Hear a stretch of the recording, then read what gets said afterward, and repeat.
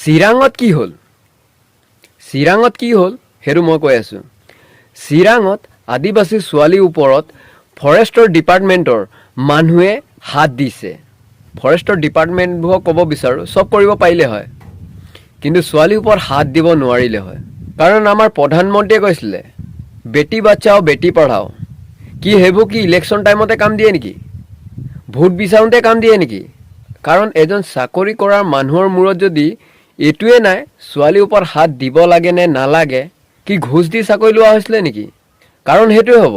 কাৰণ যিসকলে পঢ়ি মেলি চাকৰি পায় ন, তেওঁলোকে এইবোৰ কাম নকৰে। যিসকলে ঘোচ দি চাকৰি লয় তেওঁলোকেহে বেয়া কাম কৰে। বাকী ক্ৰিয়েটৰ কেইজনমানে কৈ আছে যে আদিবাসী ঝাৰখণ্ডৰ পৰা আহি সিহঁতৰ উৎপাত ইয়াত বাঢ়িছে। তো মই তেওঁলোকক ক'বলৈ বিচাৰোঁ, আপোনালোকৰ মা ভনী ওপৰত যদি কোনোবাই হাত দিব তাক কি আপুনি চুমা খাব নেকি?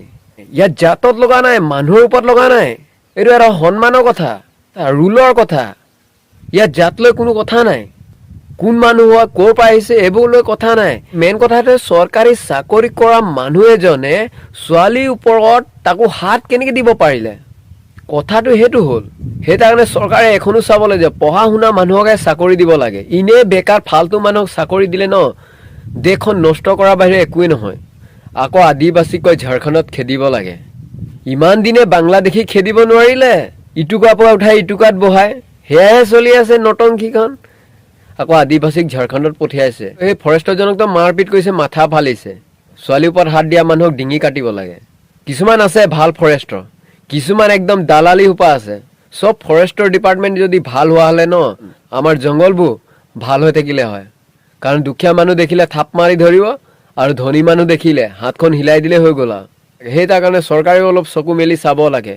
চাকৰি সেইজনক দিয়ক যাৰ যোগ্য আছে, যাৰ এডুকেশ্যন আছে। ইনে যাক তাক পইচা লোভত চাকৰি নিদিব। এটাৰ লগত 10টা বদনাম। হেৰ' এজনী আদিবাসী ছোৱালীৰ ওপৰত হাত দিয়াত আদিবাসী সমাজৰ মানুহে উলিয়াই গৈছে আমাৰ ছোৱালীৰ ওপৰত হাত কিয় দিবি বুলি। সেইটো আপোনালোকে লগ দিব লাগিছিলে যে ছোৱালীৰ ওপৰত কিয় হাত দিছ। আকৌ কিছুমানে সেইটোৱে কৈছে যে ঝাৰখণ্ডৰ পৰা আহি বোলে আদিবাসীৰ উৎপাত বাঢ়িছে। মাথাবোৰ কি বেয়া নেকি? মুখত যোনটো আহে ন সেইটো লৈ ভিডিঅ' নবনাবি, চাবি আগে পিছে কি হৈ আছে। আৰু জধা মূৰ্খ এটাই কৈ আছে বোলে ঝাৰখণ্ডৰ পৰা আহি ঘৰ ইয়াত বনাইছো। সেইটো ঘৰ বনাটো একেদিনাই সহজ নেকি? তেতিয়া চাব নোৱাৰিলে ঘৰ বনোৱাৰ পিছত আহিছে যে কেলি।